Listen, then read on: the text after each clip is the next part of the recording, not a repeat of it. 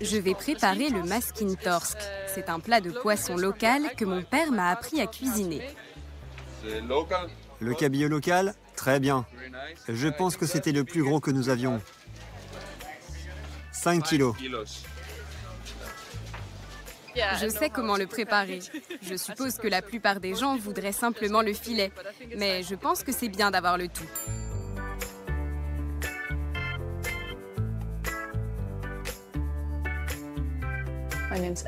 Mon nom est Asta, j'ai 24 ans et je vis à Copenhague. Aujourd'hui, nous allons préparer un plat de poisson à base de cabillaud avec beaucoup de légumes, puis nous ferons à côté des pommes de terre et un chutney de pommes plein d'épices.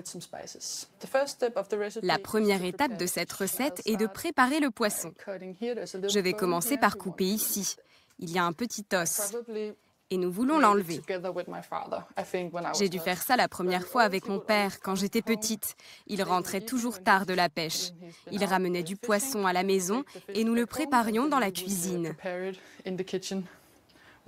Nous enlevons maintenant ce gros morceau pour pouvoir commencer. Je dois juste trouver l'arête. Puis je la suis. Enfin, je coupe par-dessous du côté de la nageoire.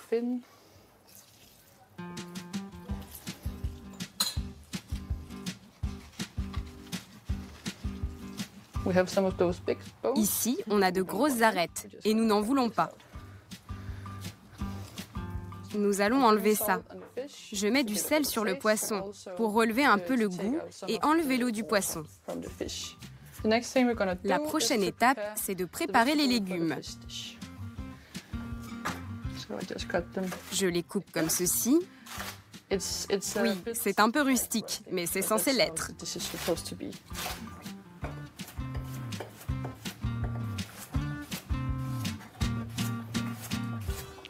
Avez-vous un petit truc, un petit secret pour cette recette? Beaucoup de beurre. Vous allez penser que c'est un peu trop. Vous allez tout mettre? Oui, je vais tout mettre.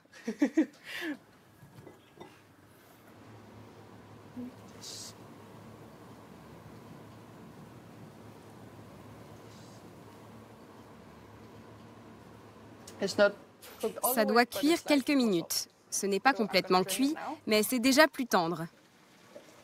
Donc je vais les égoutter maintenant. Et je vais ajouter une première couche de beurre dans le fond.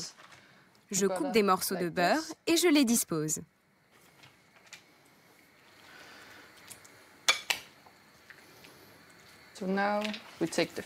Je prends le poisson et je vais le détailler en plus petits morceaux pour qu'il rentre.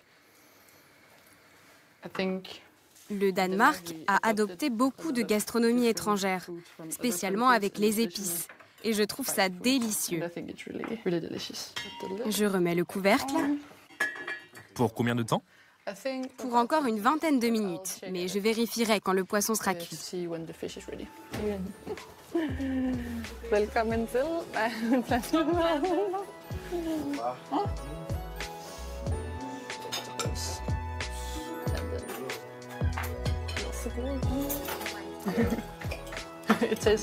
Ça a le même goût qu'avant.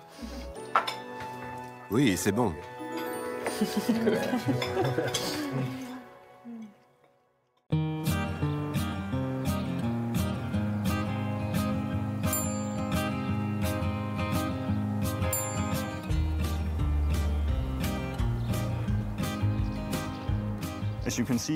Comme vous le voyez, nous avons beaucoup de variétés.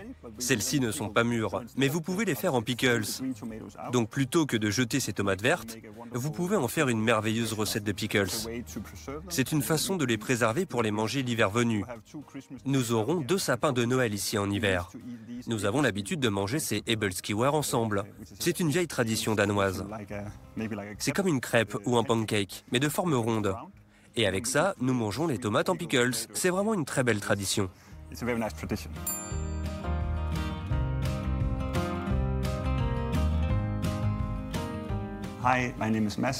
Bonjour, je m'appelle Mads, j'habite à Copenhague. Ici, nous avons les différents ingrédients. On a du sucre, du vinaigre et de la vanille. Ce sont les ingrédients pour les pickles. Et ensuite, nous ferons les Ebelskiewer avec de la farine et du lait fermenté. Nous avons aussi des œufs et de la cardamome. D'abord, nous devons nettoyer les tomates. Je vais faire des trous dans les tomates pour que la vanille infuse vraiment et qu'on ait tout le goût à l'intérieur.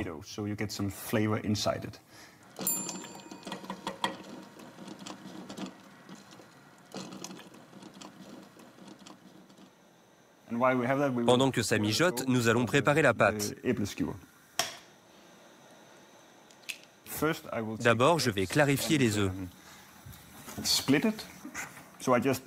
Donc je mélange les jaunes avec le lait fermenté. J'ai 3 œufs et 40 centilitres de lait fermenté. Une cuillère à café de cardamome. Et 50 centilitres de farine.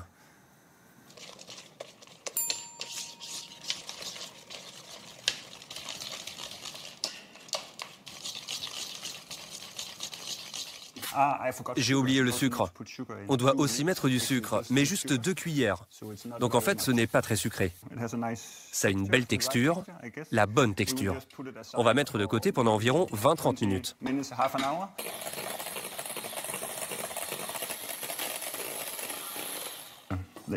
Je mets les blancs en neige dans la pâte. Ebel, ça veut dire pomme, et skewer, ça veut dire tranche, parce qu'à l'intérieur, on va mettre une petite tranche de pomme. C'est pour ça que ça s'appelle Ebelskiewer.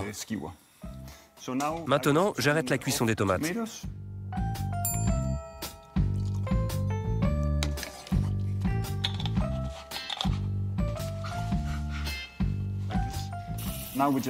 Il nous faut quelque chose à manger avec ces tomates en pickles.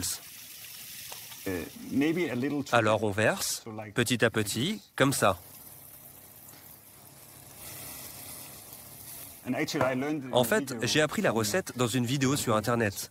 Ma grand-mère n'avait pas l'habitude de faire comme ça.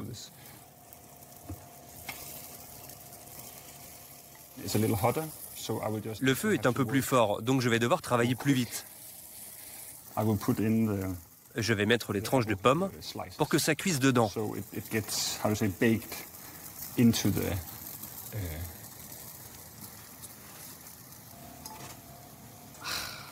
C'est parfait. Voilà.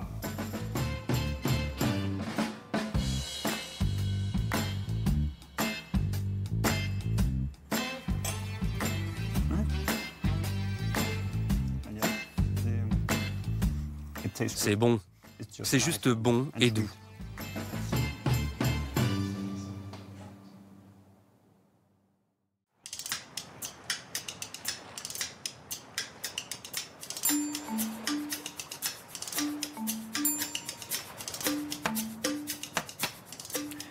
Mon nom est Adam Aman. Je suis chef et restaurateur. Le smørrebrød est un morceau de pain sur lequel vous pouvez tout mettre. Des légumes au poisson, de la charcuterie à la viande braisée, toutes sortes de choses. C'est une sorte de sandwich ouvert, connu aussi pour ça. Et on ne le mange pas à la main, mais avec un couteau et une fourchette.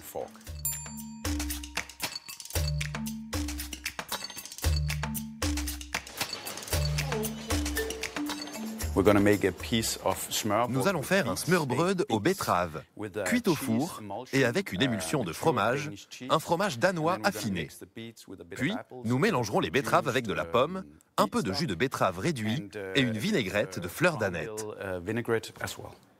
La première étape, je vais vous montrer comment faire un pain de seigle. Pourquoi le pain de seigle est une part si importante dans la gastronomie scandinave ? Principalement parce que c'était le grain le plus facile à faire pousser ici. C'est devenu un classique, la pierre angulaire de la gastronomie danoise. Donc, je mélange d'abord le grain entier avec de l'eau. Puis, j'ajoute le levain.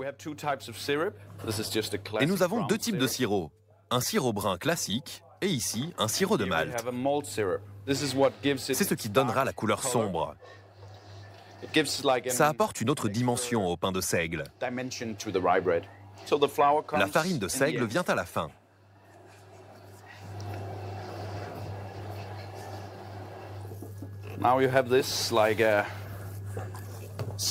Et maintenant, vous avez cette sorte de ciment. Nous allons le mettre dans des moules. On va laisser lever pendant 24 heures.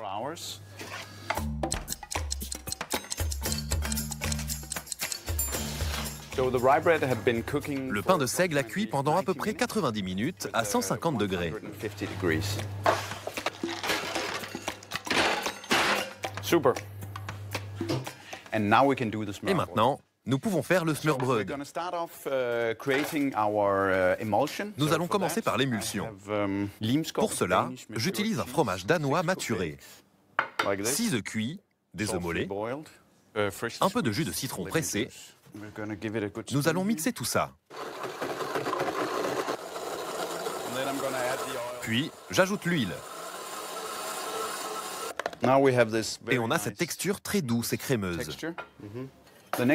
La prochaine étape est de peler les betteraves. Traditionnellement, on garnit plutôt le smørbrød avec de la viande. J'essaie d'arranger un peu ça. Plus de pain de seigle et beaucoup plus de légumes. La betterave cuite, je la coupe en gros morceaux. Ça,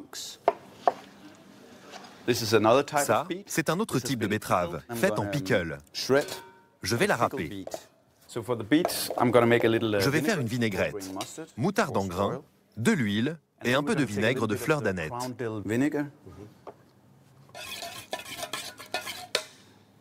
De la pomme, des échalotes émincées, des capres. J'ajoute la vinaigrette. Et maintenant, nous pouvons assembler le smørbrød. Le smørbrød signifie beurre et pain.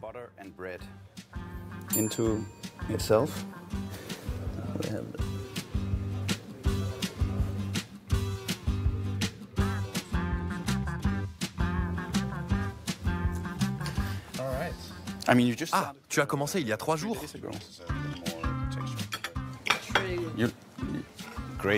C'est ton premier smørbrød? Désolé Raphaël, il n'y a plus rien pour toi.